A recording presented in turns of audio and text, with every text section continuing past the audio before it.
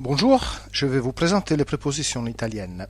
D'abord, quelles sont les prépositions italiennes? Eh bien, les voici. Di, a, da, in, con, su, per, tra, fra. Et maintenant, allons voir de plus près leur utilisation en italien.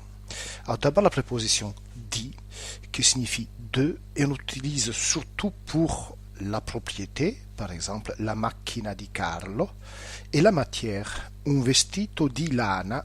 Le français utiliserait la préposition un habit en laine. Voilà, ce sont les deux propriétés principales. Mais la préposition di n'a pas tous les sens de la préposition de française. Par exemple, la provenance, on le verra tout à l'heure. Après, c'est la préposition a qui signifie à, bien sûr, et on l'utilise surtout pour les verbes de mouvement suivis d'un infinitif. Par exemple, vieni a fare colazione, vado a prendere Maria. Voilà, les verbes de mouvement comme venire ou andare. Et puis dans d'autres expressions particulières comme vicino a, près de, fino a, jusqu'à, à la maison, ben voilà, en italien on dit a casa, pas besoin d'article, a teatro, au théâtre, ben c'est a en italien. Après, il y a la préposition da, qui est une des plus importantes parce qu'elle a plusieurs sens. Par exemple, le premier sens c'est de, quand cela sous-entend une origine, une provenance, dans l'espace et dans le temps.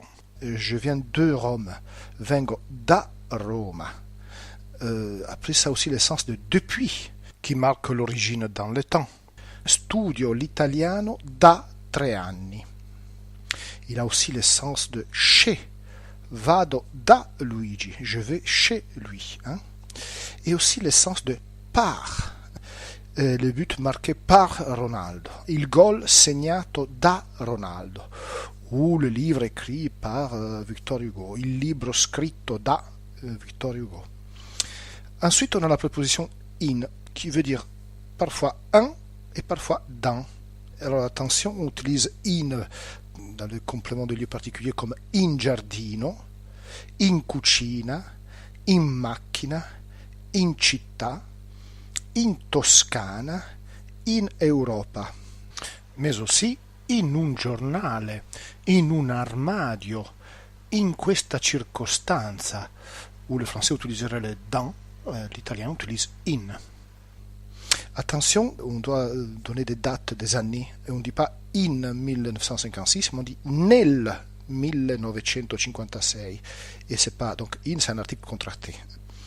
Bon, après nous avons la préposition con qui est facile, ça veut dire avec, il n'y a pas grand chose à dire là-dessus. Sous qui veut dire sur. Et puis attention, la préposition per qui veut dire pour, ne pas mélanger avec par. Per, donc ça veut dire pour.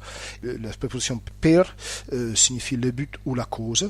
Par exemple, sono qui per parlare con te. Ou alors une quantité de temps. Ho abitato a Milano per un anno.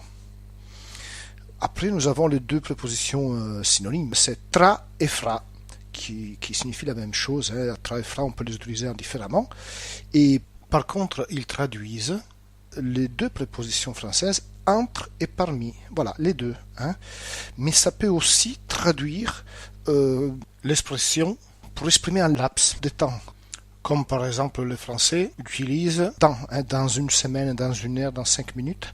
Et bien l'italien utilise tra ou fra. Tra 2 settimane ou fra un'ora, tra 5 minuti. Voilà pour les prépositions italiennes. Eh bien écoutez, merci pour votre attention et à la prochaine leçon.